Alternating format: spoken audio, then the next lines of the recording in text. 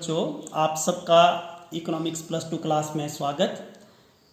इसके पहले मैंने एक वीडियो लेक्चर्स बनाया है प्रोपोंसिटी टू कंज्यूम, उपभोग प्रवृत्ति। यदि उसको आपने कर लिया अच्छे ढंग से तो ये अपने आप हो जाएगा। मैं आपको बता रहा हूँ, ये गारंटी दे रहा हूँ कि प्रोपोंसिटी टू सेव, बचत प्रवृत्ति, ये अपने आप ही हो जाएगा बिल्कुल उसी ढंग से। जहाँ पे हमने सी यूज़ किया यहाँ पे डेल्टा एस यूज़ होगा, ठीक है। एस और डेल्टा एस यूज़ होगा, बाकी कुछ भी नहीं है। बहुत आसान है, आपने अंत तक मेरे साथ इस वीडियो में बने रहना है। आपको पूरी फील देने की कोशिश करूंगा, आपको पूरे समझाने की मैं कोशिश करूंगा, ठीक है। प्रोपोंसिटी टू सेव, अब प्रोपोंसिटी टू सेव क्या होता है? In the words of Peterson, यहाँ पे पीटरसन के शब्दों में क्या बोल रहा है? Propensity to save may be defined at schedule, एक ऐसा शेड्यूल है, एक ऐसी तालिका showing amount that will be saved, ऐसा अमाउंट जो बचत किया जाता है at different level of income, आय के अलग अलग स्तर पर, जो बचत के अलग अलग स्तर को दर्शाने वाली सारणी को आप क्या बोलेंगे?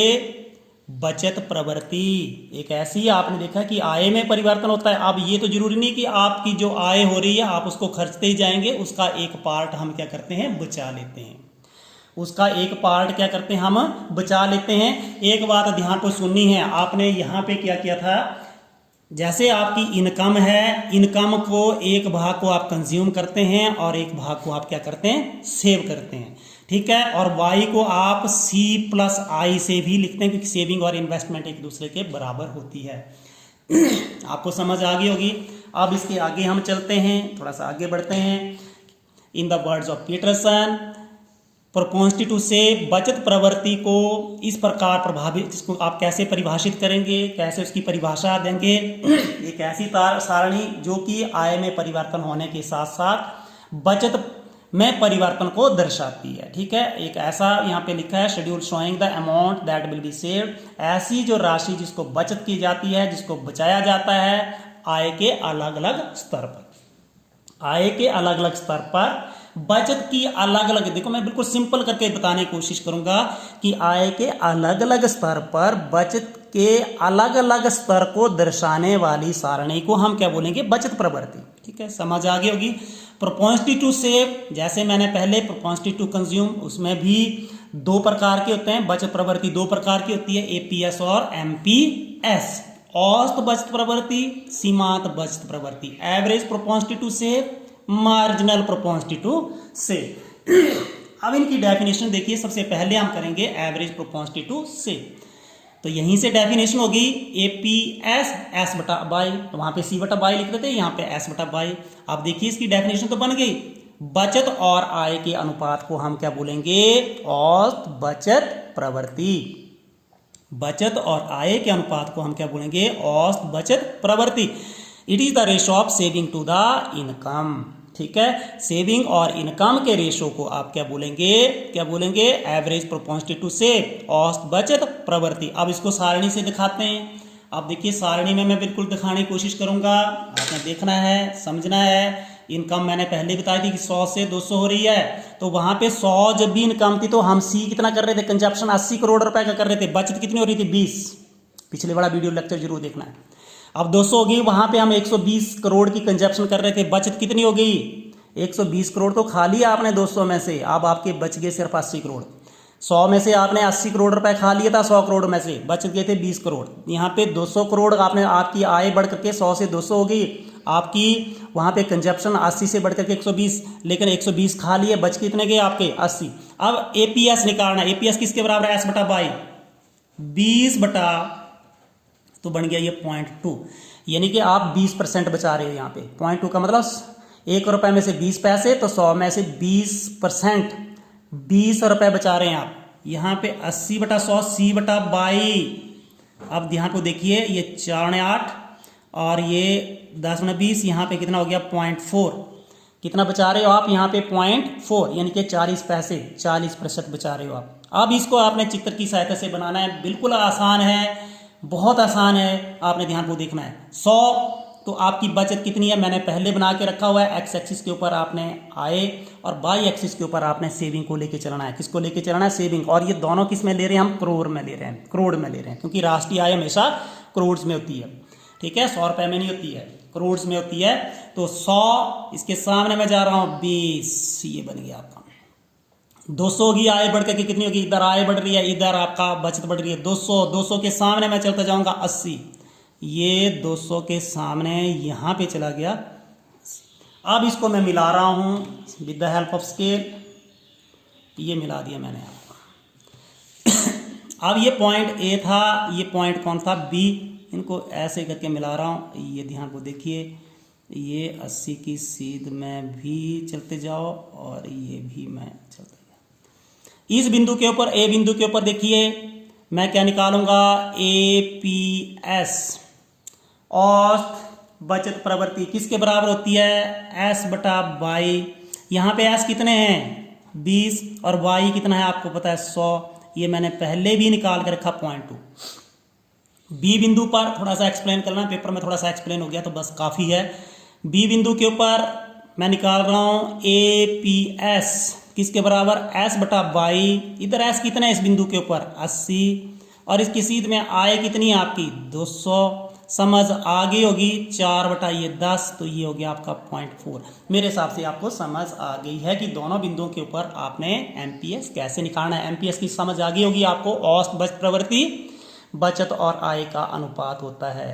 किसका, बचत और आय का अनुपात होता है, पूरी समझ आई होगी।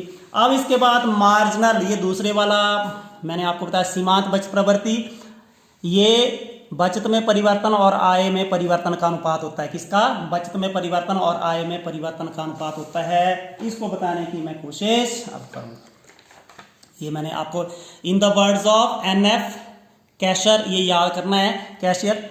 तो नहीं भी याद करना तो सीधी डेफिनेशन लिख सकते हो आप, ये बचत में होने वाले परिवर्तन और आय में होने वाले परिवर्तन का अनुपात होता है। It is the ratio of change in saving to the change in income जो है, it is the marginal propensity to consume is the ratio change in saving to the change in income. इतनी definition आपको समझ आ गई होगी। MPS किसके बराबर आ गया, डेल्टा S बटा डेल्टा Y।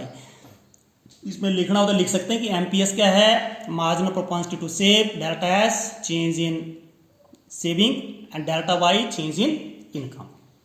MPS सीमांत बचत प्रवृत्ति, डेल्टा S बचत में परिवर्तन, डेल्टा Y आय में परिवर्तन। अब इसको सारणी की सहायता से मैं करवाने की कोशिश करूंगा, आपने देखना है। ठीक है, अब आपकी मैंने आय आपको बताई कैसे, 100 से 200, 200 से 300, ये तो आपको पता है, बिल्कुल सिंपल लेके चलना है। अब यहाँ पे 20, 80 और 150 ये आपको पता है। पहले हमने कंजप्शन कितनी कर ली थी, 80 बच गए थे 20, कंजप्शन 120 कर ली थी आपने, यहाँ पे बच गए थे कितने 80।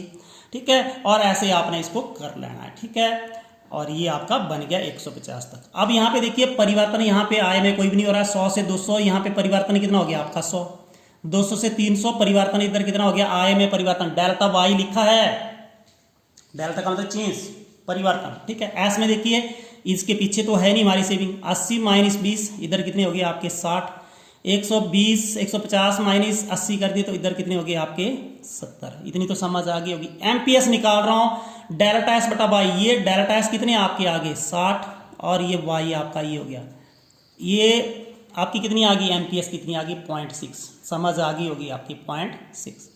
इधर देखिए 70 बटा 100, इधर एमपीएस कितनी होगी आपकी 0.7, कितनी आ गई 0.7, इतनी समझ आ गई होगी आपको 0.7 जो है। ठीक है, ये कितनी आ गई आपकी 0.7। ठीक है, अब आपने क्या करना है, इसको किसकी सहायता से हम दर्शाएंगे, ये आपको समझ आ गई होगी कि एमपीएस क्या होता है, बचत में परिवर्तन और आय में परिवर्तन का अनुपात होता है, बस इतना। It is the ratio of change in saving to the change in income. दोनों प्रकार के बच्चों के लिए पूरा यूजफुल मैं बना रहा हूं। अब यहाँ पे देखिए ये एक्स एक्सिस के ऊपर हमने क्या लिया, इनकम, इन करोड़ में ले रहे हैं, और वाई एक्सिस के ऊपर सेविंग बचत ले रहे हैं, वो भी करोड़ में ले रहे हैं। अब देखिए आपकी वाई कितना था 100, ठीक है, अब देखिए वाई कितना था, अब आपने यहाँ पे देखिए वाई 100 था, वो कितना था 20, ये वाई 100 ले लिया और ये हमने ले लिया 20, ये आपको समझ आ गई होगी, वाई 100 और ये 20 ले लिया, इस पॉइंट से दर्शा दिया। अगला 200 के सामने कितना 80, ये आपकी 200 के सामने ये 200 दिख रहा होगा, और 200 के सामने कितनी आपकी दिख रही है, ये मैंने आपको पहले बता दिया, ये पहले भी हमने किया हुआ है।